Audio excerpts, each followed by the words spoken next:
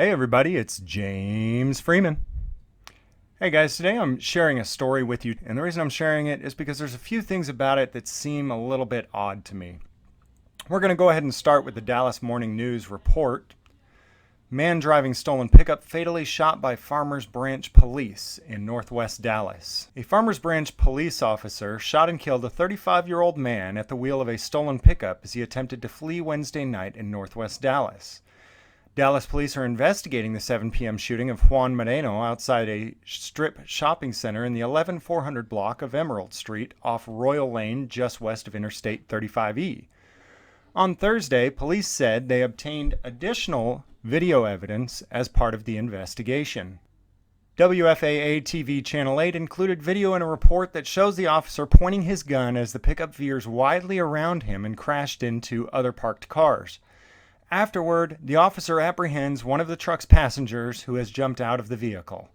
Farmers Branch officers had been monitoring the pickup, which was reported stolen in Irving, and saw it backed into a parking spot with 3 people inside, police said. As one of the officers began to approach the vehicle, the driver began to pull out of the space, and one of the officers fired through the windshield, striking the man driving. Moreno was taken to Parkland Memorial Hospital, where he was pronounced dead. One of the officers suffered a minor injury during the incident and was being treated at a hospital. The two unharmed passengers were detained for questioning. Because the shooting occurred in Dallas, it is being investigated by Dallas Police Department's Special Investigations Unit. The Dallas County District Attorney is also conducting an independent investigation of the incident, police said. So, let me review some of the things that seem pretty strange to me here. Farmers Branch officers had been monitoring the pickup. I'm assuming since it was in their jurisdiction, in Farmers Branch, they appear to have followed it out to Dallas and saw it parked in the parking lot. It says here also, as one of the officers began to approach the vehicle, the driver began to pull out of the space, and one of the officers shot through the windshield, striking the man. Now, this makes it sound as if the truck was coming at the officer, because that's the only way that bullets would strike the windshield rather than maybe the side windows or the rear window. So what's interesting is that the headline picture for this story shows the truck, and as you can see, the windshield is completely undamaged.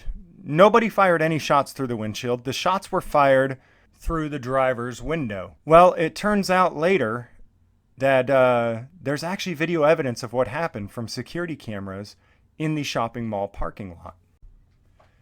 So I don't know what the department's use of force policy is here, but as you can see, the officer's life certainly was never in danger.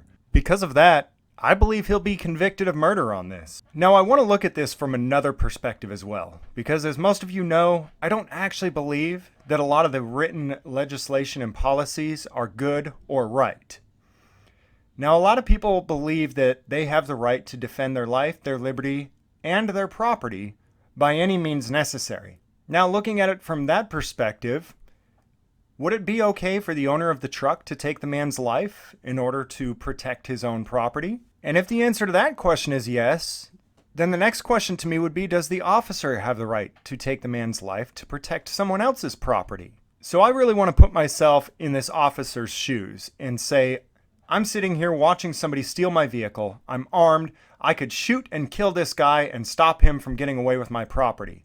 But if I shoot him, I'm going to damage my own property. He's most likely going to wreck my property. My property is going to be lost. If I let him go, my insurance company is going to make me whole again.